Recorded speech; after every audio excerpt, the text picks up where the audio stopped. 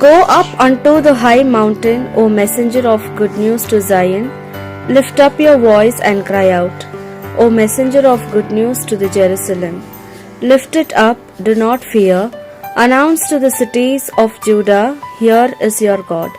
Isaiah chapter 40 verse 9. ಶುಭ ಸಮಾಚಾರವನ್ನು ತಿಳಿಸುವ ಓ ಚಿಯೋನಿ, ನೀನು ಉನ್ನತ ಪರ್ವತವನ್ನು ಏರು. ಶುಭ ಸಮಾಚಾರವನ್ನು ತಿಳಿಸುವ ಓ ಯೆರೂಸಲೇಮೇ, ಬಲವಾಗಿ ನಿನ್ನ ಸ್ವರವನ್ನು ಎತ್ತು, ಭಯಪಡದೆ ಎತ್ತು. ಯೆಹೂದದ ಪಟ್ಟಣಗಳಿಗೆ, ಇಗೋ ನಿನ್ನ ದೇವರು ಎಂದು ಹೇಳು. ಯೆಶಾಯ ಅಧ್ಯಾಯ 40 ವಚನ 9. சீயோனே, நற்செய்தி தருபவளே, உயர் மலை மேல் நின்று கொள்.